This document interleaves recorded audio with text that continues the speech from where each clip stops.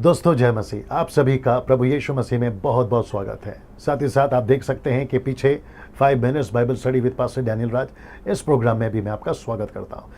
आशा करता हूं कि आप लोग खैरियत से हैं और मेरी पिछली वीडियोस आपने ज़रूर देखी होगी और वहां से बहुत कुछ आपने सीखा होगा। साथ ही साथ आपको ये याद दिला दूं कि अगर आप पहली बार देख रहे हैं, सब्सक्राइब नहीं किए हैं, तो जितनी जल्दी हो सकता है आप उसको सब्सक्राइब कर लें, आइकॉन बेल दबा लें ताकि मेरी जो वीडियोस मैं अपलोड करता हूं वो आपको पहले मिल सके। साथ ही साथ आपको ये भी बता दूं कि डैनियल राज यूट्यूब से पैसे नहीं कमाता, ये बिल्कुल मुफ्त में मैं करता हूं। आज जिस विषय के ऊपर हम बात करेंगे, अब मैं यहाँ से हट जाऊँगा, आप देख लीजिएगा। आज जिस विषय पर हम बात करेंगे और वह विषय है पवित्र आत्मा। जी हाँ दोस्तों, वो है पवित्र आत्मा। पवित्र आत्मा के बारे में आज हम बहुत सारी बातों को मात्र 5 मिनट में सीखने जा रहे हैं। सबसे पहले पवित्र आत्मा कौन है? जी हाँ दोस्तों, पवित्र आत्मा कौन है? पवित्र आत्मा एक परमेश्वर है और एक व्यक्ति है। मैं रिपीट करता हूं, 100% अगर वो परमेश्वर है तो 100% वो एक व्यक्ति भी है। जैसे एक व्यक्ति में गुण होते हैं, इमोशंस होते हैं, सोच होती है, याददाश्त होती है, वो सारी चीज़ें पवित्र आत्मा में भी पाई जाती है। मैं रिपीट करता हूं कि पवित्र आत्मा ट्राइयून गॉड का 3rd पर्सन है या पर्सनैलिटी है, और वह है पवित्र आत्मा, पिता पुत्र पवित्र आत्मा। ना, पवित्र आत्मा परमेश्वर है, ये बात 100% है। पवित्र आत्मा पर मनुष्य है, ये बात 100% है। लेकिन पवित्र आत्मा कौन नहीं है? बड़े ध्यान से सुनिए, पवित्र आत्मा कौन नहीं है? पवित्र आत्मा ना करंट है, ना आग है, ना हवा है, ना बिजली है, ना पानी है, ना तेल है, ना झटका है जिसको इंग्लिश में जर्क कहते हैं, और ना ही हंसाता है और ना ही नीचे गिराता है। ये सारी एक्टिविटीज आज मॉडर्न चर्चेस में चल रही हैं, जहां पर हम देख सकते हैं कि बहुत सारे so called man of God जो हैं ये सारी एक्टिविटीज को करते हुए पाए जाते हैं, जिसमें सबसे ज्यादा आप नीचे देख सकते हैं नीचे गिराना, जिसको कहते हैं स्लेइंग इन द स्पिरिट, है ना, हाथ रखकर नीचे गिराना। तो मैं वापस कह दूं, मेरे बहुत सारे वीडियोस पे मैं कह चुका हूं कि पवित्र आत्मा जब आता है तो नीचे नहीं गिराता।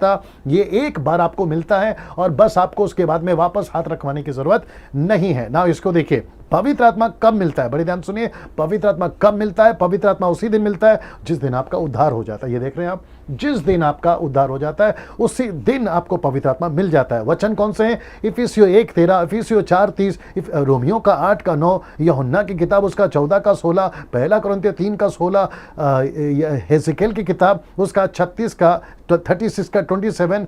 और ये सारे वचन कहते हैं कि पवित्र आत्मा जिस दिन हम उद्धार पाते हैं उस दिन हमें मिल जाता है, और जिसको इंग्लिश में मैंने लिखा है कि नॉन रिपीटेबल एक्ट, जिसका मतलब है कि चाहे वो पतरस हो, पौलुस हो, स्टीफन हो या फिलिप हो, या फिर आगे जितनी कलीसियाएं हैं, पौलुस की 14 लेटर्स हैं, उन सभी जगहों पर आप किसी के ऊपर फिर से हाथ रखकर पवित्र आत्मा दिया गया, ऐसा कोई वचन आपको नहीं मिलेगा।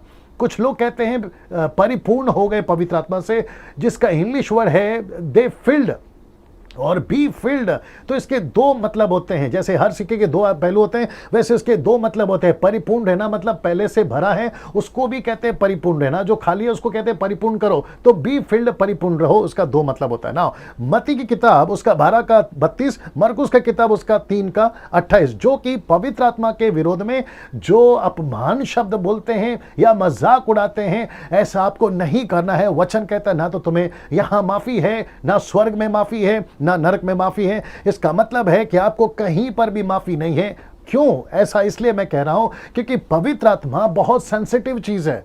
याद रखिए, यीशु के ये शब्द हैं, जहां यीशु ने कहा है कि तुम किसी की भी बुराई करो चलेगा, लेकिन पवित्र आत्मा के विरोध में आपको कोई भी बात नहीं करनी है, और ना ही जो पवित्र आत्मा की सेविकाई में हैं, जो परमेश्वर की सेविकाई करते हैं, आपको बहुत सेंसिटिव रहना। इसलिए वचन की जानकारी होना बहुत जरूरी है।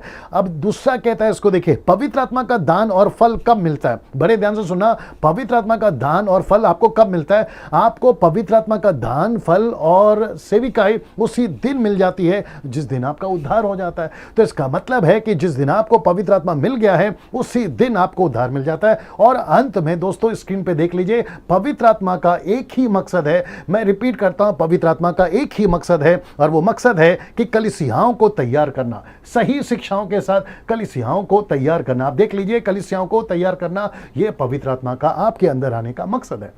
मैं चाहता हूं कि जैसे आप मुझे सुन रहे हैं, ऐसे बहुत सारी वीडियोस को हम डालते चले जाएंगे, और जैसे आप लोग इसको देखते हैं अपनी उन्नति करिए, कलीसियाओं में इसको सिखाइए, दूसरों के साथ शेयर करिए। परमेश्वर आपको खूब आशीष दे। अब मैं यहां से विदा लेता हूं। नमस्कार, अगले वीडियो में फिर मुलाकात होगी।